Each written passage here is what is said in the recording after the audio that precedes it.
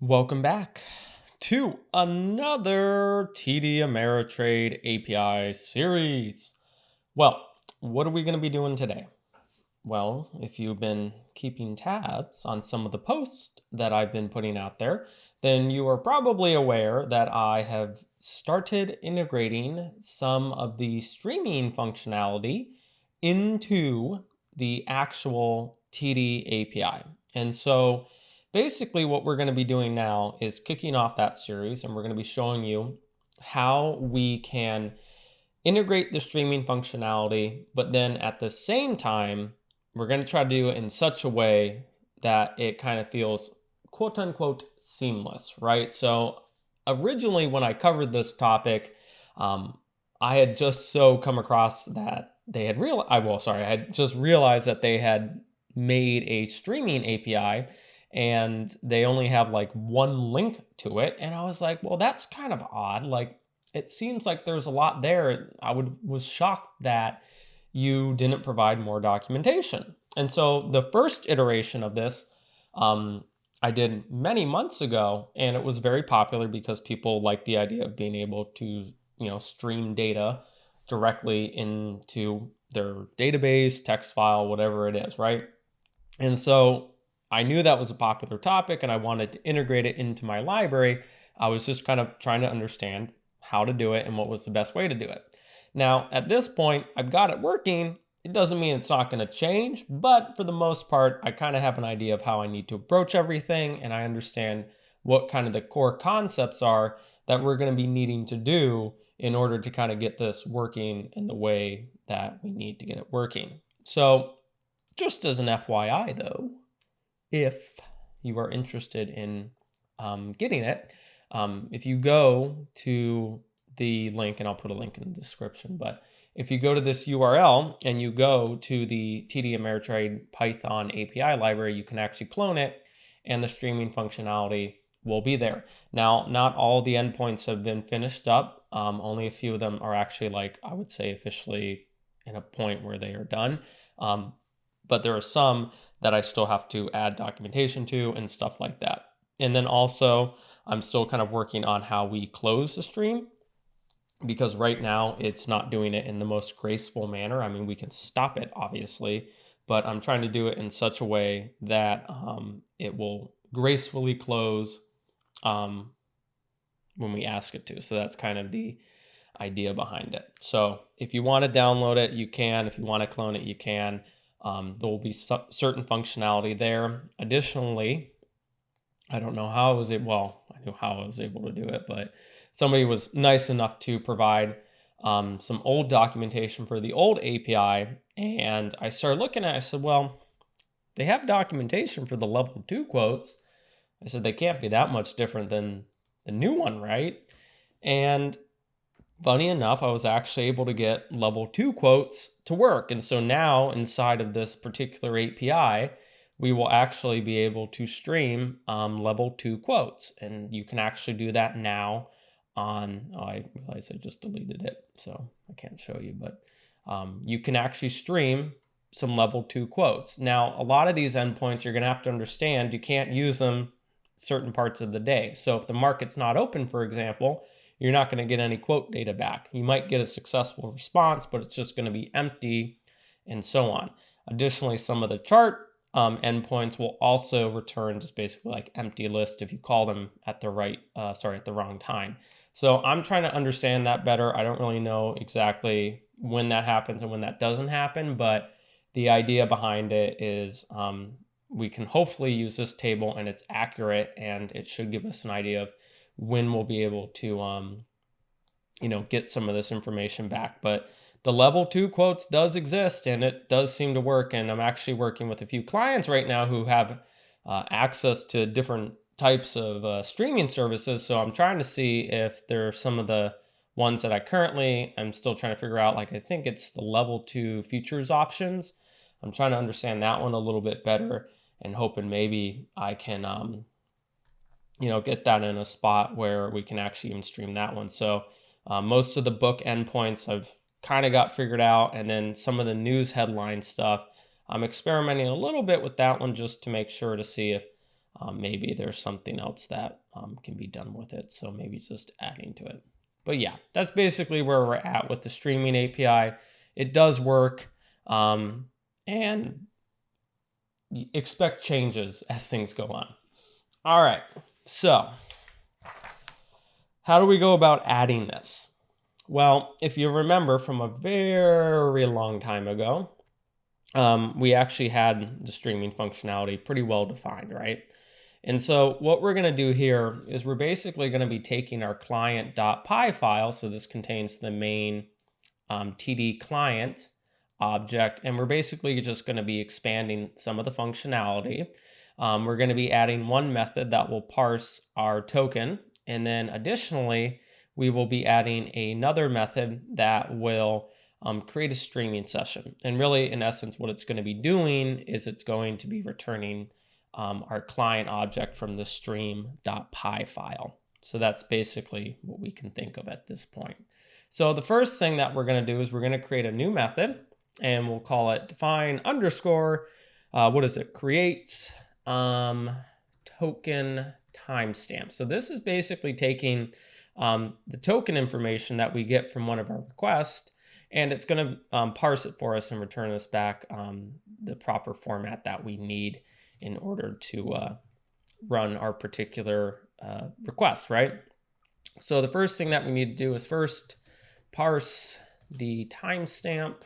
So what that's going to look like is we're going to say, okay, token timestamp equals, we're going to use the date utility module, and inside there is I think that's an object, a parser object, and then there is a parse method that we can call. And then what we're going to do is we're going to pass through that token timestamp, and we're going to say, okay, go ahead and parse it for us. But guess what? I want you to ignore the time zone information. So, right, so just say, okay, ignore time zone. We do not care about time zone. So we're going to take our date utility module, the parser object, call that parse method, and that will parse it. Now, we have to make sure that our token timestamp is, basically we have to put it in Epcot. So we have to make sure it's in milliseconds. Excuse me. So the first thing we're going to do is we're going to grab the starting point. And so really what that looks like is we're just going to say, okay, Epcot equals date time, and then we're going to say UTC from timestamp, and we're going to say 0. So if we pass through 0, it will give us the starting point. And then what we're going to return back to after we call this method is we're going to return an integer, and then we're going to say, okay, take our token timestamp, subtract the starting point, and then from there, I want to grab the total seconds, and then we're going to times that by 1,000. Okay, so we do want to make sure it's an integer because when we do submit our request, we do have to have our token timestamp, but it has to be as an integer. So from that. Now, act like that wasn't there, right? What we're going to also be doing is we're going to be importing our streaming client as well. So at some point, we're going to have to do a from td.stream, and then we're going to have to import it. But that's a little bit later. Okay, so we've defined our token timestamp component. You might be going, well, was that really necessary or anything? Yes, it was necessary. Trust me, we have to have our separate one. I mean, we probably could have just done it in the same create streaming method. But I think that was kind of necessary to keep separate. Okay, so now we're going to create a new method called streaming session. Okay, and so this streaming session method is going to actually return us our streaming client. Now, we haven't defined our streaming client yet, but ideally that's what's going to be happening. So what this create streaming session is going to do is it's going to make a request to the get user principals endpoint, and it's going to get our streaming connection info. Then from there, we're going to grab that token. We're going to parse the token. We're going to grab the socket URL, and then we're going to create our credentials dictionary that will house all the information we need in order to basically log in to our streaming session. That's kind of how we need to think about it at this point, okay? So the first thing we need to do is we need to go and grab the streamer info. So what that looks like is we're going to have a new, a new variable. We'll call it user principals response. And that one is going to be self get user principals. So this is already an endpoint that we defined in our client object. And if we want to use this one, we just pass through the fields argument, and it's simply a list of fields that you want to return. Now, in this case, what we're going to do is we're going to say, okay, return back the streamer connection info. So we just need our connection info in order to get it back. Now, from here, what I'll do, FYI, there's a bunch of examples here if you don't already see it. Okay, perfect. Let's do this. I am just going to clear this out for right now. Yeah, I know it doesn't work.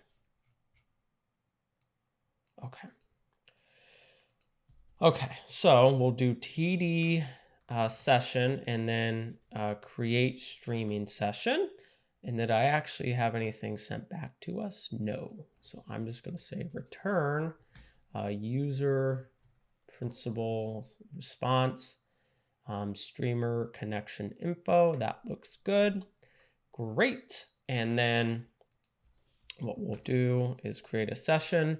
Again, this is just using some examples I already have on the GitHub repo, but I already have a config file. It's got my account number, which is really my username, my account password, which is my account password, my consumer ID, which can be considered your API key, redirect URI, and TD account. Now, if I run this,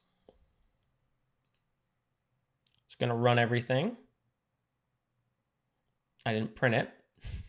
I should have printed it. And then the nice thing about this, again, highlighting a feature of it, is it did all the authentication for me behind the scenes. So basically, it got all the information that we needed back. So I'm happy with that. I think at this point, we know, okay, it's working. We can move forward with it, and we can start getting some of the interesting information that we need from it. So the first thing we need to do is we need to grab the timestamp, right? So we need to grab the timestamp, and it's going to be token timestamp, and that will equal our user principals response. We're going to go into our streamer info, because remember at this point it's just a dictionary, and then we're going to go and get our token timestamp value. FYI, I might be copying over from a text file I have just to make sure it's all good. Okay, and then we're going to grab our socket. So grab our socket. This is our web socket. And we'll store it in a variable called socket URL. So obviously this is just going to store a reference to that particular URL. And then we're going to do user principal response. We're going to go back into our streamer info, and we need to call the streamer socket URL. So we'll kind of just print it out right here. Print token timestamp and then socket URL. And then we'll just call it right from here, and hopefully we can see everything. Okay, great. So we got our timestamp, and then we also got our WebSocket. And I have a print statement locked around that one, so that's why I'm seeing that. But at this point, we got our socket, we got our timestamp. We need to parse our timestamp, so parse the timestamp, and we're going to say token timestamp as milliseconds equals self create token timestamp equals token timestamp. Okay, let's see what happens with that one. All that one's obviously doing is just calling this method up here. Ideally, it should parse it for us. Okay, so let's run it again. Great, so now we got our nice little timestamp over here, so I'm looking good, happy. What else we gotta do? Okay, so now comes the complicated part. So this is actually one of the great things about this is you don't have to worry about this anymore. That's my job. So we have to create basically our credentials dictionary. Now this is always, I cannot tell you how many times people reached out to me um, with a credentials dictionary that was not properly formatted. And it got them in a huge mess because basically what was happening was they would try to connect to it. The API doesn't give you really any indication as to why you cannot connect. It just says, well, you can't connect. 9 times out of 10, it was something with their credentials one, or their request just wasn't the correct one. So they weren't passing it through, or they were calling it at the wrong time of the day. And so then all sorts of stuff happened. Now, at the time of the day thing, I had that happen so many times and I didn't even realize. I was like, wait, so we can't even call this until like certain times of the day? Like, what the hell? But I mean, it kind of makes sense. Like some of the book data stuff, I can kind of get it. But really, in essence, what your credentials is just a giant dictionary that contains a bunch of keys like your user ID, your token, your company, your segment, your user group, access level, and all this stuff. And it basically stores it in a dictionary that we then pass along to our streaming client. And then that streaming client is going to basically create a new session for us. So at this point, we actually have enough to move to the second portion, which is now we got to create our streaming client, right? So what we're going to do next is I'm going to kind of switch gears a little bit and go to a second file called stream.py. So this is basically where I'm storing my particular streamer client object, if that's how you want to think about it, right? So it's going to be leveraging a couple different libraries, things like datetime, things like async IO, URL lib, JSON, and then I don't know if there was a parser one in there. I think I just had it from my other one, but it's going to change a little bit on the libraries that I'm using. But at this point, I can tell you the async IO will obviously be in there. Okay, so the first thing that we're going to do is we are going to create a new class object, and we will call it TD Streamer Client. Okay, so this is going to be our main client object. And then from here, we're going to define our double underscore init method. So we're going to say, okay, every time you create a new instance of this object, I will pass through a web socket URL, which will initialize to none. And then we'll do our user underscore principal data. That will also be none. And then we will also put in our credentials, which is also none. I debated about whether I wanted to do what I was doing here inside the streaming client. Honestly, I mean, I might add it back into it. I didn't really see necessary where it had to be there, but I could kind of understand like, okay, yeah, it's more related to the streaming client, so probably it should be in there. But at this point, it's not currently. Okay, so with the double underscore init method, basically what we're saying is every time you create a new instance of this streaming client, what do you want to have happen? Well, we're going to define some properties about our particular streamer client. Well, the first one is we're going to have something called a WebSocket URL. So this is going to be a property about our streaming client, and it's simply going to basically just be a string, WSS // and // // and then we're going to call the format method, and we're going to pass through our WebSocket URL that we pass through during our initialization. And all it's going to do is it's going to insert it in the string, and it's going to create a WebSocket URL that we can then connect to. But this is going to be an attribute that's basically associated with our particular TD streamer client object. So now we can access it from any method inside of our particular client object. And then also, if you want to access this particular property, you can from the client object itself. Additionally, we are going to have something called credentials, and then this will also equal the credentials that we pass through.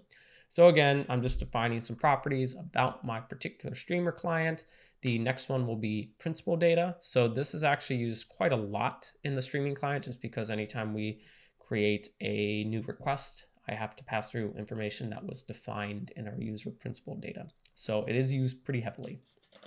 Okay. Ooh, fun one. We're going to have a self.connection property. This one is going to be the actual WebSocket connection. So when we get to that point, I'll go a little bit more over what's going on there. Additionally, we will have something called request. Now, oh, sorry, it's not just request, it's actually data request. This one is going to be a dictionary object where the key is request and it's equal to a list. So we can think about this as basically all the requests that you're going to define before you start streaming. So for example, maybe you're going to want to get quotes, you're going to want to get book data, you're going to want to get account activity, right? The idea is that you're going to define all those requests beforehand. When you start streaming, those requests will already be defined, they'll already be stored in the client object. And then what it's going to be doing is it's just going to take all your requests, submit them all at once in the correct order that they need to be submitted, and then the information will be sent back to you. So this is kind of like your master data request library, right? So this is going to say, this is all the data I want back. Anytime you add it, it's going to be added to this data request dictionary. Okay. So now that we've defined our data request, we can define some other things too. Now, part of the process is I do want to make this a little bit easier to use compared to what I did on my last series, just because that was really my first time doing it. And so part of it is I want to make it where you have some flexibility about how you define your requests. Because currently right now, you have to pass through a bunch of fields. And it's really hard to just pass through a bunch of fields because I don't really remember what number 8 of the chart request represents, right? So the idea is that I already have some fields defined for you. I want you to be able to use that, and then I'll do the validation on your behalf, and I'll say, okay, as long as you pass through something that's valid, I will accept it. And if you don't, I'm going to let you know, and I'm going to raise a value error. So basically, I'm going to let you know what you're trying to do right now, you can't do. It's going to cause an error with basically the WebSocket. So all those fields are defined in this fields.py file.